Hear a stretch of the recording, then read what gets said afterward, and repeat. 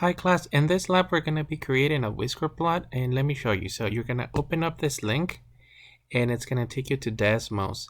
Then what I need you to do is define, and we're going to define a variable, in this case L is equal to, and you're going to put those type of parentheses.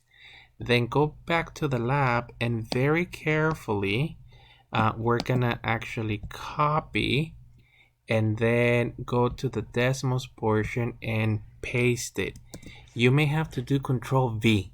Once again, Control V will actually paste it, and this way you don't have to do the typing.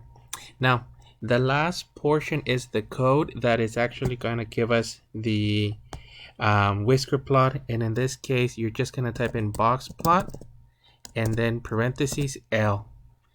And don't modify the rest of it is default values, and there is going to be your actual whisker plot. In this case it's really large.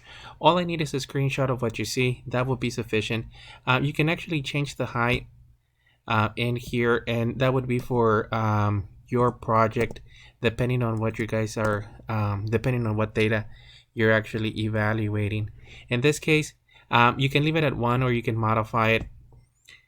I need a screenshot of what you see on the screen, and that would be it for this lab.